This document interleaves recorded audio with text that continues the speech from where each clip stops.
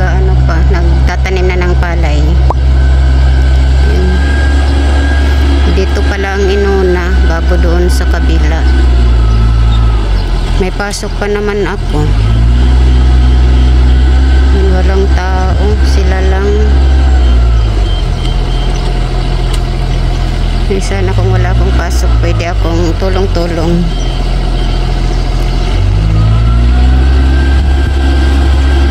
Masyadong maano yung tubig kasi sunod-sunod yung ulan. Ayan o.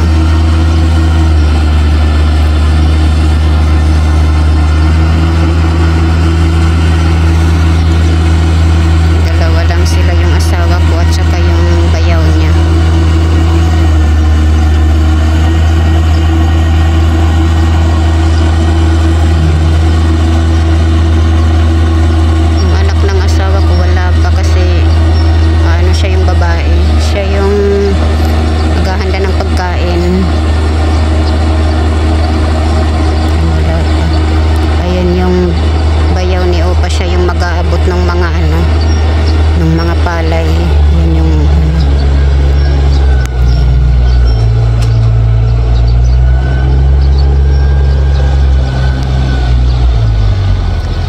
Mag-aabot siya ng palay ng grill.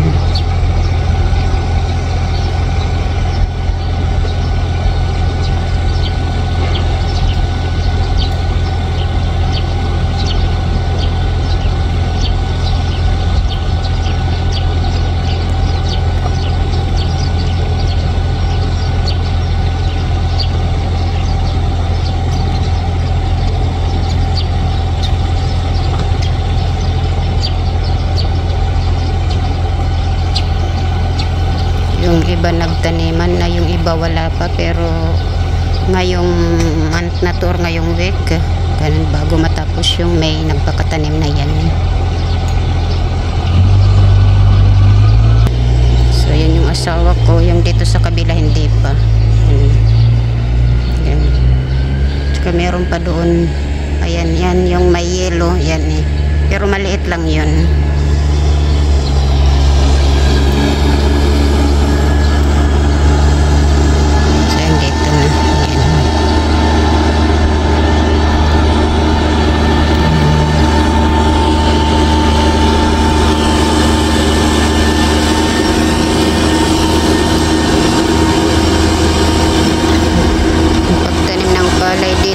Walang masyadong tao kasi machine naman yung ginagamit.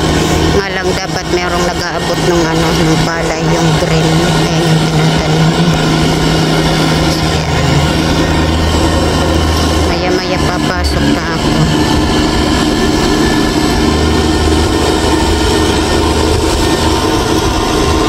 Dito yan maglalunch kaso ang aga pa.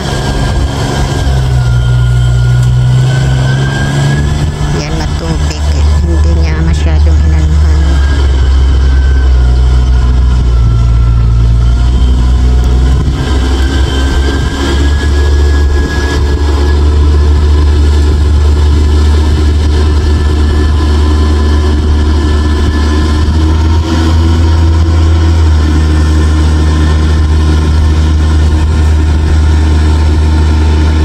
Maluwang pa yung tataniman, pero easy lang yan kasi naman machine.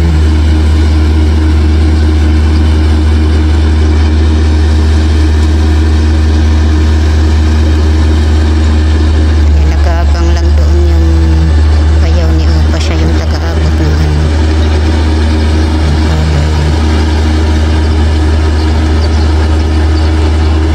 So later guys, later naman. So dahil may pasok ako, hindi ako makakatulong, pero meron naman doong mga makakain. Ayan, hindi pa dito na anuhan. Ayan pa, hindi siya ganun ka laki. Ito yung pinakamaliit na ng asawa ko, yung sa tataniman. Tsaka dito sa kabila hindi pa. Ayan.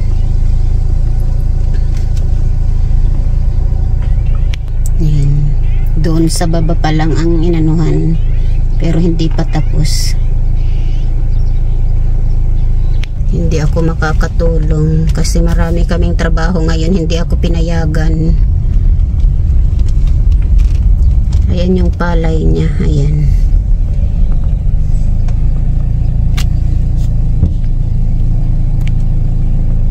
Ayan yung itinatanim.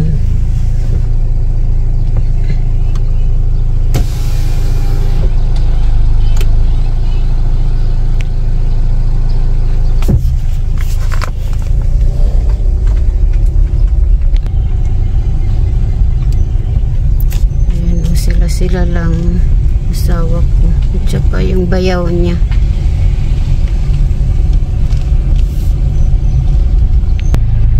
So yun lang guys, papasok kasi ako sa trabaho kaya hindi ako makakatulong.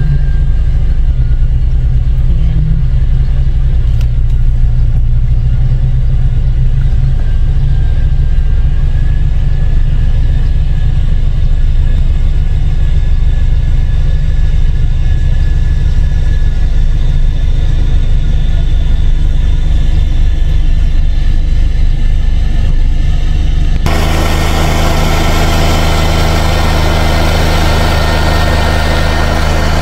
Kain mamaya yan mga kimchi. Yan.